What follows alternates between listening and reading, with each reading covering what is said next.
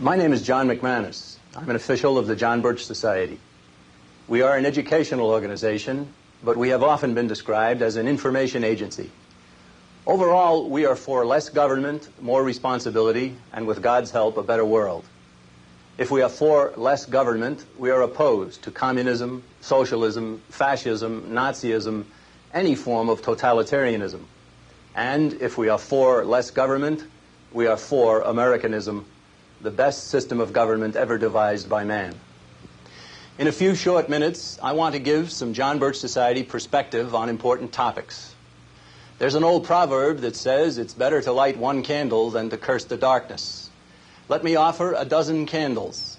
We hope some or all will shed much needed light, even motivate you to want to get involved.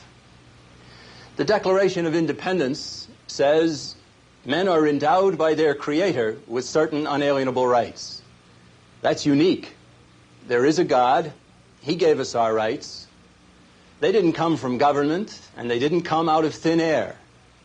Ask yourself or ask friends and neighbors, where do you get your rights? Too many will say, from government. But if government gives rights, then government can take them away. We are, in fact, being set up for dictatorial power.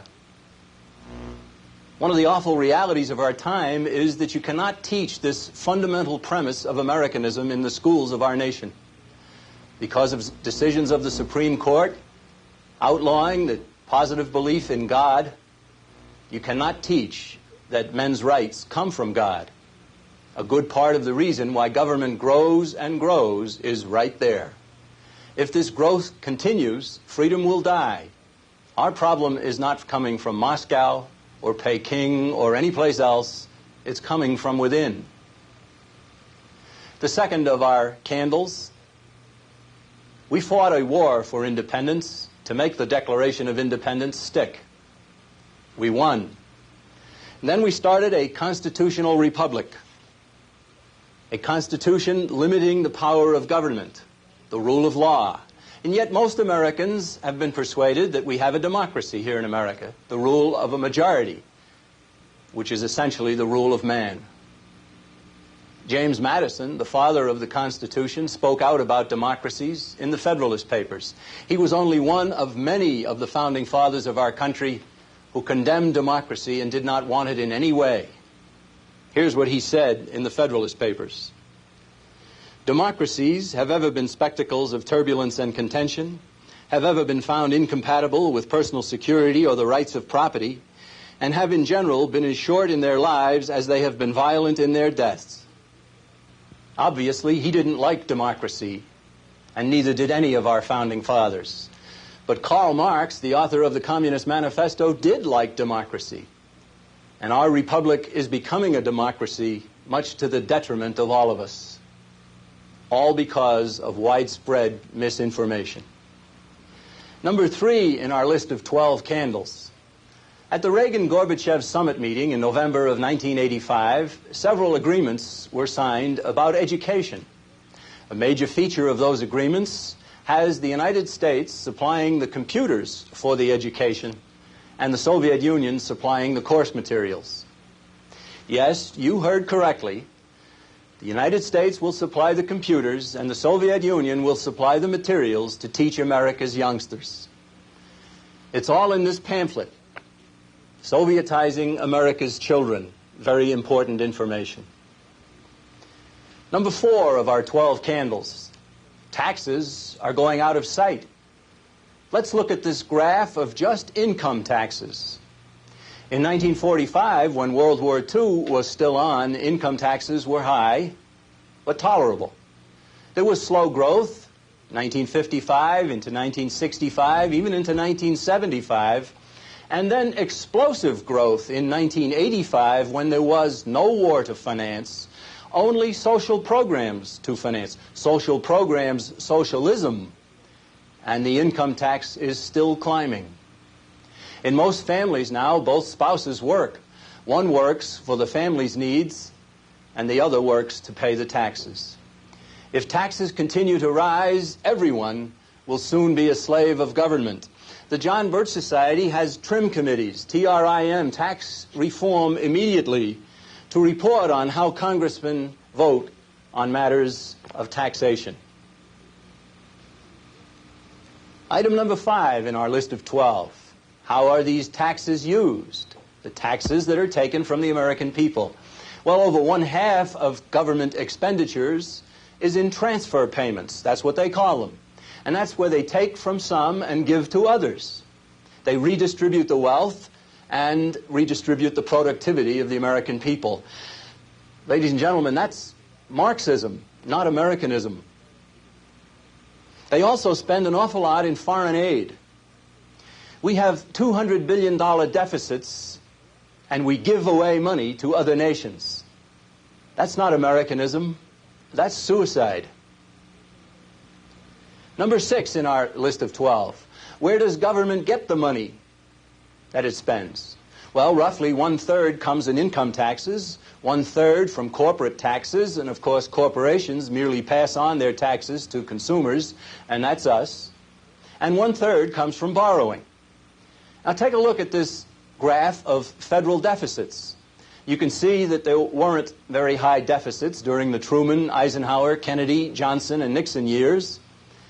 But deficits began to take off in the Ford and Carter years. And they became astronomical in the Reagan-Bush years. Right now, the government of the United States admits to a deficit of $3 trillion. That's 3 and 12 zeros. Annual interest on this debt is over $200 billion. That's $200 billion per year. We're leaving this debt to our children, who have had absolutely nothing to say about the enormous burden they will have to bear. Shame on us. Number 7 in our list, foreign aid. There's only one program called foreign aid, but there are many other foreign aid programs. There's the World Bank, the International Monetary Fund, the Export-Import Bank, the Commodity Credit Corporation, etc., etc. Tens of billions of dollars annually are given away by the government of the United States. Right now, they are borrowing $10 billion a month from foreigners in order to give away foreign aid. Half of the defense budget of the United States, now $300 billion a year, is used to defend allies from communism. But we supply aid, trade, and credits to communism. If we pay the defense budget for West Germany, Japan, South Korea, and other nations, which we do, they don't have to tax their people for defense budgets. And they can undersell American producers. Obviously, this ought to stop. We ought to cut out all, and I mean all, foreign aid, including the form of foreign aid that has us supplying defense costs for others. If we do, we will save $200 billion per year. Mikhail Gorbachev was named Time magazine's Man of the Decade recently.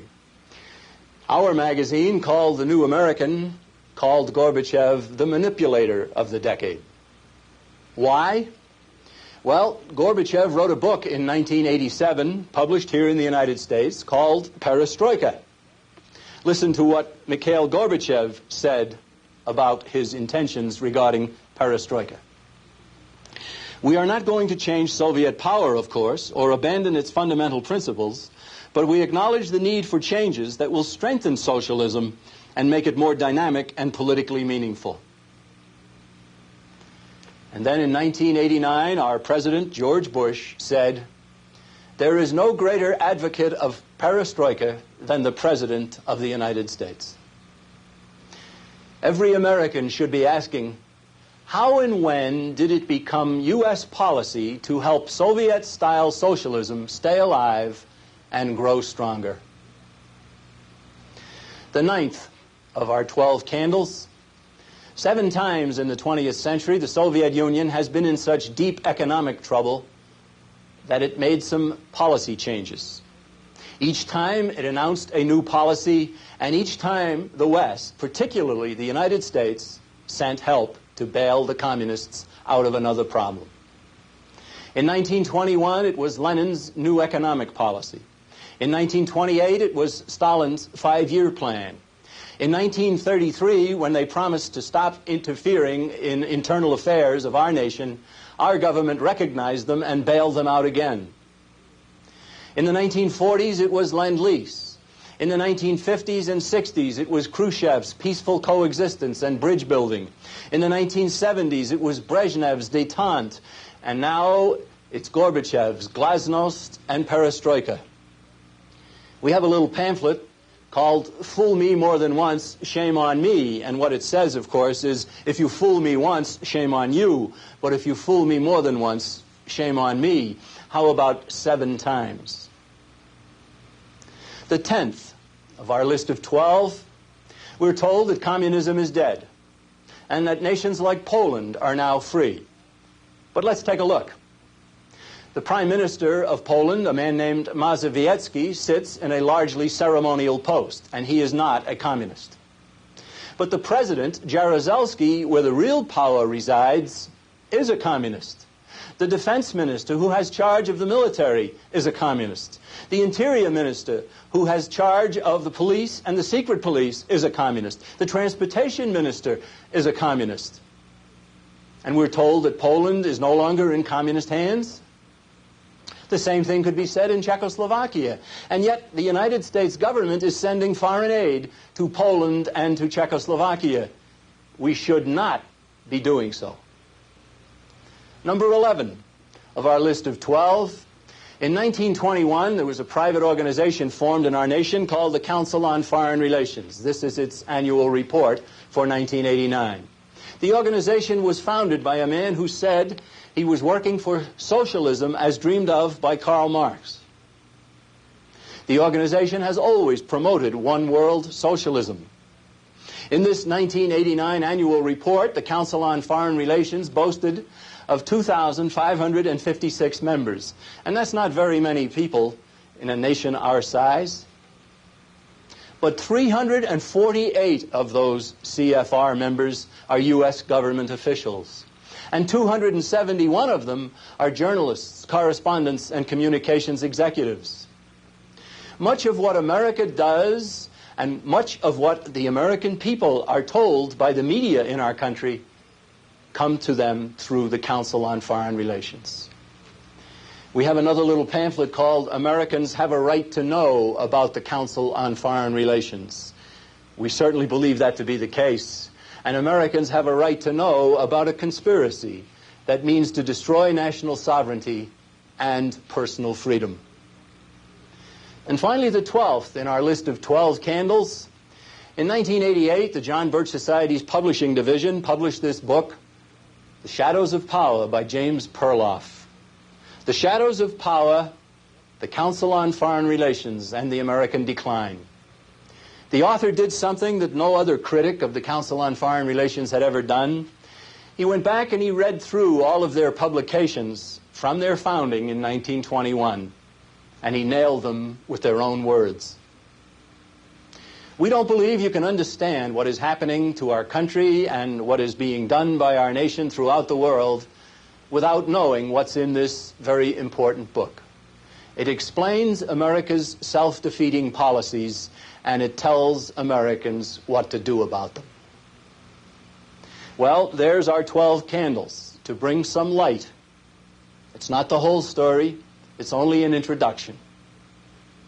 In the Old Testament, Isaiah the prophet once said, "My people have gone into captivity because they had no knowledge."